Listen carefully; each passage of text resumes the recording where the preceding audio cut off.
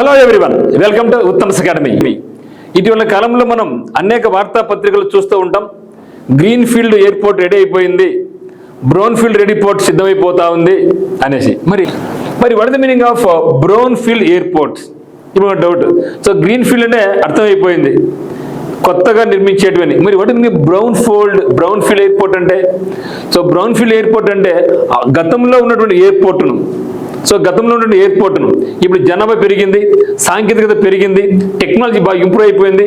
ఇవన్నీ కూడా అంటే అక్కడ ఉండే స్థలాన్ని ఇంకా కొద్దిగా అభివృద్ధి చేసి, ఇంకా కొద్ది స్థలాన్ని సమీకరించి అవి ఉన్న ఎయిర్పోర్ట్నే మరింత విస్తరిస్తే, మరింత డెవలప్ చేస్తే దాన్ని ఏమంటామంటే మనం బ్రౌన్ ఫీల్డ్ ఎయిర్పోర్ట్ అంటాం.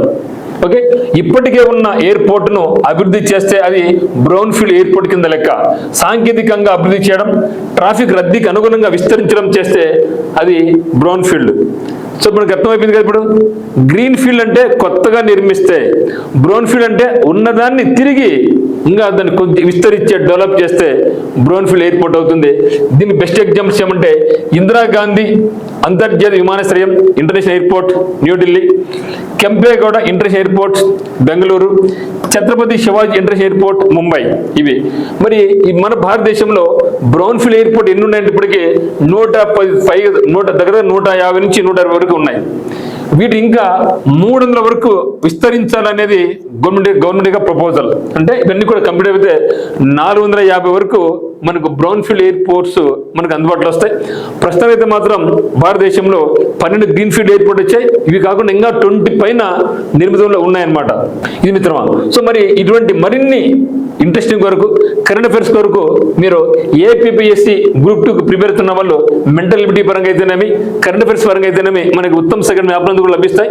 మరి ప్రతిరోజు కూడా ఇక మీద మీకు జూన్ 1వ తేదీ నుంచి మనం స్టార్ట్ చేయబోతున్నాం. ఇటువంటివి చాలా అద్భుతమైనటువంటి కొత్త కరెంట్ అఫైర్స్ తో మీ ముందుకు మనకు ఉత్తమ్ అకాడమీ రాబోతా ఉంది. మరి మీకు ఎవరికైనా సరే కరెంట్ అఫైర్స్ కావాల్సిన వాళ్ళు సిఏ బ్రహ్మాస్త్ర 2026 అనే పేరుతో ఇక్కడ మీకు ఆల్ కాంపిటేటివ్ ఎగ్జామినేషన్స్ ఉపయోగించి డైలీ సిఏ ఉంటుంది, కంటెంట్ ఉంటుంది, వన్-లైనర్ బిట్స్ బుల్లెట్స్ ఉంటాయి, మరి ఎంసీక్యూ కూడా ఇక్కడ మనకు అందుబాటులో ఉంటాయి అన్నమాట. మరి అదే మాదిరిగా వన్-లైనర్స్. ఓకే, సో అదే మాదిరిగా మనకు వన్-లైనర్ బుల్లెట్స్ అంటే 1 line = 1 question, that is 1 mark వచ్చే విధంగా ఇక్కడ మనకు డిజైన్ చేయడం జరిగింది. సో జూన్ 1వ తేదీ నుంచి మన బ్యాచ్ అనేది స్టార్ట్ చేస్తున్నాం. మీకు ప్రతిరోజు మనకి యూట్యూబ్ ఛానల్ను పరిశీలిస్తూ ఉండండి, సబ్స్క్రైబ్ చేసుకోండి. మీకు కంపల్సరీగా ప్రతిరోజు గ్రూప్ 2 పరంగా, ఎస్ఐ కానిస్టేబుల్స్ పరంగా, హైకోర్ట్స్ పరంగా మీకు అద్భుతంగా స్పెషల్లీ డిజైన్ చేసిన దేనికోసం అంటే గ్రూప్ 2 పరంగా స్పెషల్ డిజైన్ చేయడం జరిగింది. మరి ప్రతిరోజు నైట్ 9 o'clock